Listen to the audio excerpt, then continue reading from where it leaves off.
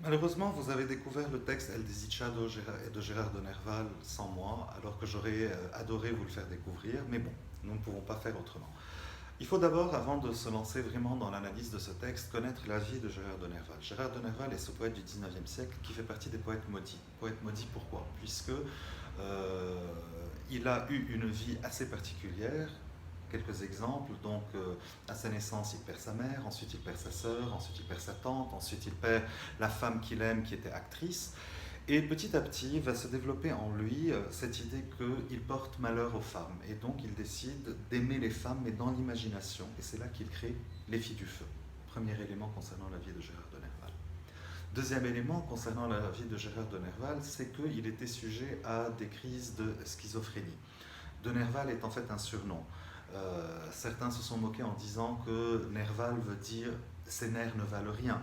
C'est une possibilité d'interprétation, puisqu'à la base, Gérard Labruni, qui devient Gérard de Nerval, est donc sujet à des crises de schizophrénie qui vont faire en sorte qu'il soit très souvent interné à la clinique du Docteur Blanche, comme Van Gogh, comme Maupassant, etc.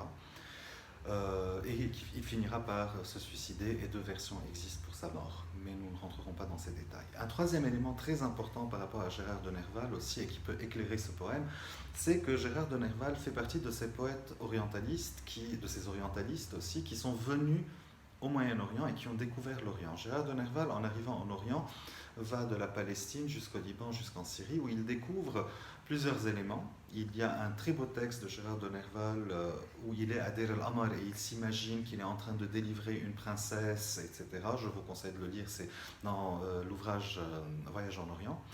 Mais il va surtout faire la connaissance d'une religion qui est la religion druze et qui croit en la métempsychose. Et ça va beaucoup l'affecter parce que on va retrouver cette idée de la réincarnation, de la métempsychose, dans plusieurs de ses poèmes, dans plusieurs poèmes qu'il écrit, avec cette même idée, celle de changer d'identité à chaque fois. Et évidemment, il va faire partie du club des Hashichines. Le club des Hashichines, nous en avons déjà parlé, c'est ce club voilà, qui consommait du hashish, etc.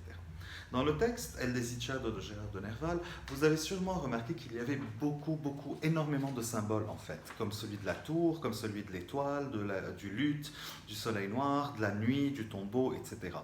En fait, ces différents symboles nous permettent d'arriver à l'idée suivante, c'est que ce poète-là prend trois figures dans ce texte à partir uniquement des symboles.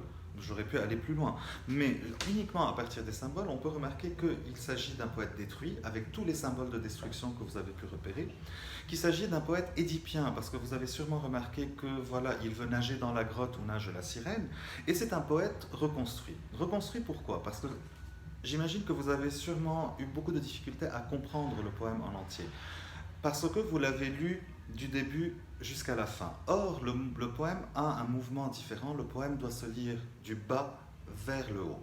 Je m'explique. Lorsque Gérard de Nerval commence son texte, il dit « Je suis le ténébreux, le veuf l'inconsolé ». Si je prends la fin du poème, il dit « J'ai deux fois vainqueur traversé l'Achéron ». Donc en fait, vous avez un changement de temps entre le présent au début et le passé à la fin. Peut-être qu'il faudrait commencer par le passé.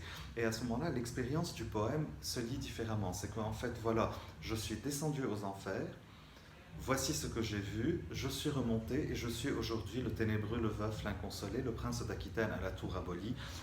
Ma seule étoile est morte et mon luth constellé porte le soleil noir de la mélancolie. Donc, après cette descente aux enfers, je remonte et je me reconstruis. Évidemment, vous avez pu repérer que ma seule étoile est morte. Il s'agit de la femme, de l'actrice de laquelle il était amoureux. C'est pour ça qu'il dit « ma seule étoile est morte ». Donc, les symboles dans ce texte vous permettent d'aboutir à ces trois idées concernant le poète lui-même.